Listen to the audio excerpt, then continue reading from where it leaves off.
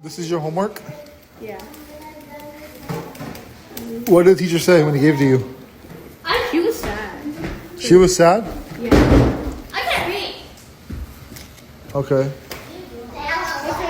If you're a parent of a school-age child, I have something to show you that may concern you. It concerned me. When I search Charlie Kirk on Teachers Pay Teachers, I get dozens of digital resources and lessons covering his life, career, and assassination. And if you're not a teacher, you're a parent, Teachers Pay Teachers is an online resource sharing marketplace for teachers and mostly by teachers.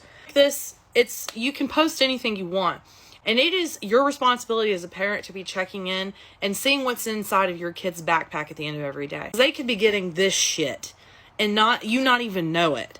Look, this is coming from somebody who is a seller on Teachers Pay Teachers herself and is somebody that believes that teachers should have the discretion as professional educators to teach whatever topic they think is appropriate for their students. But the key word there is appropriate. It's a whole nother thing to be teaching our kids that Charlie Kirk was taken down by the radical left.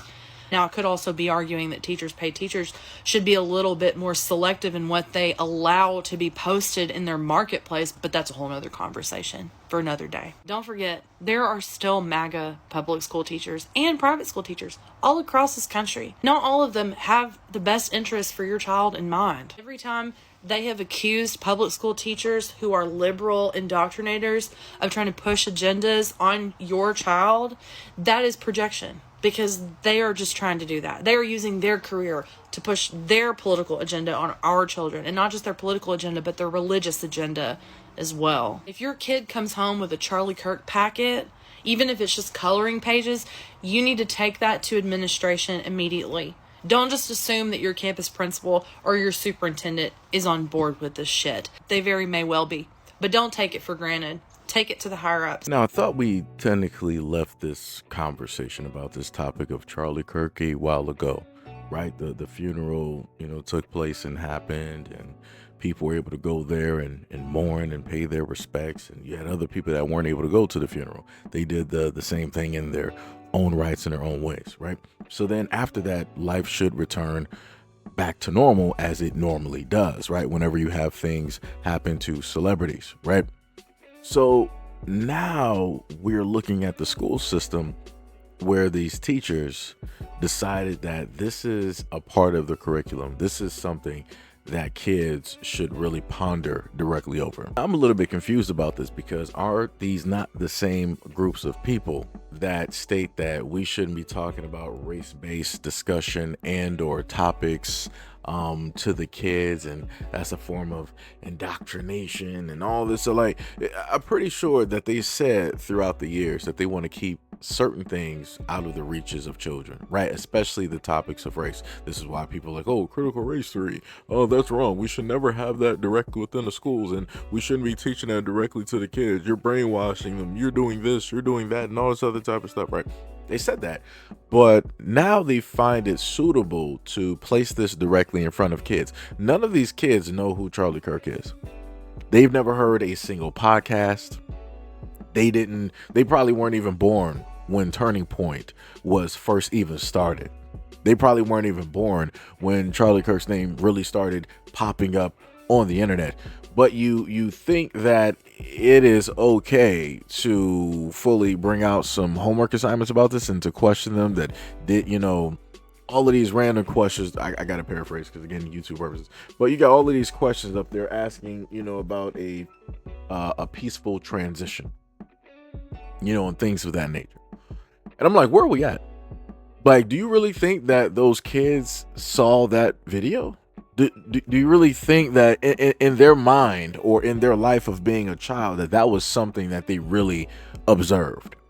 Or are you trying to have them do research so that they can then observe it, and then by way of that, you're going to somehow, some way have those kids feel a certain type of way, and then you're going to try to move that into them like, oh, well, you're a child, you don't really know anything, but when you saw this happen, how did that make you feel? It made you feel sad, right? So do you really think that something like this should actually happen to anybody? And we all know what the answer is going to be, because they're children.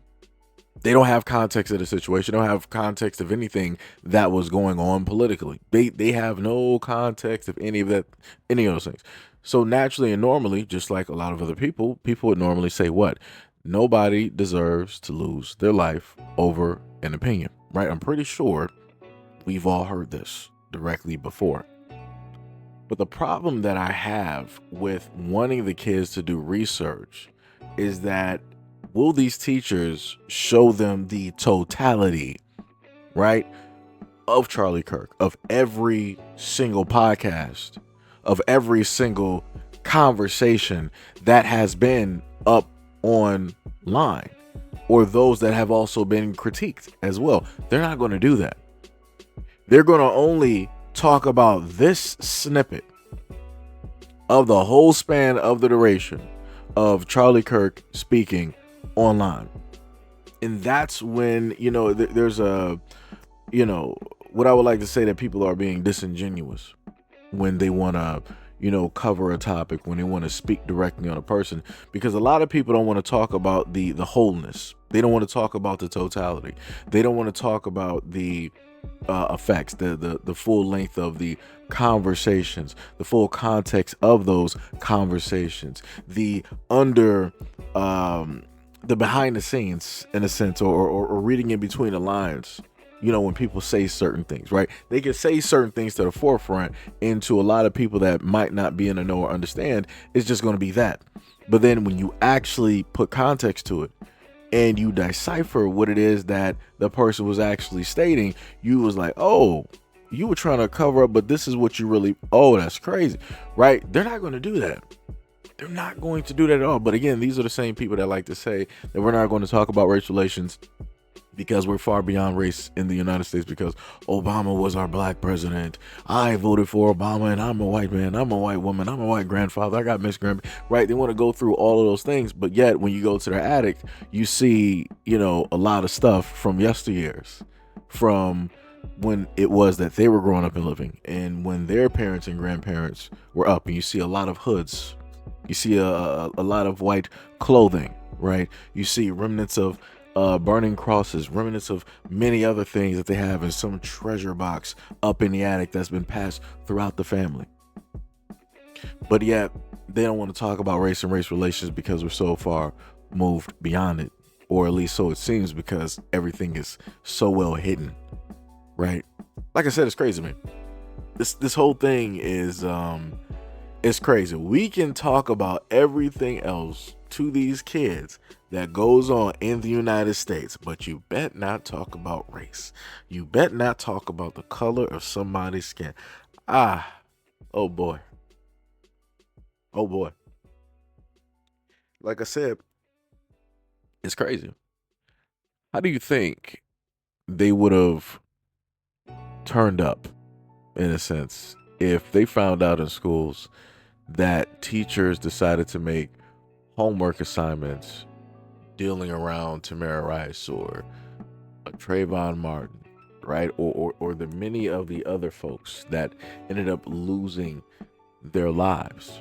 How do you, Ahmaud Arbery, right? How do you think they would have reacted to their kids getting homework like that? They would have been outraged. They probably would have went to the police department and the FBI and the CIA. They would have went everywhere. They would have let the whole world know that this is an encroachment on their rights to teach, their kids specific things, and that their kids don't need to know anything about this, and that all the black people that are being listed were nothing but criminals, and they don't follow the law, and BLM and stuff, right? It would be that whole rage type of thing.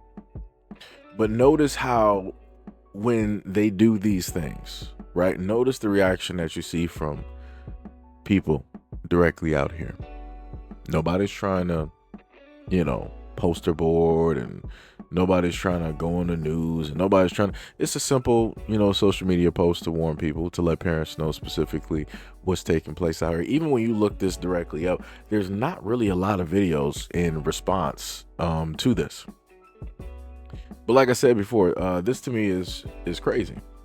And this further shows that, people behind the scenes are working in order to solidify him as the white Martin Luther King.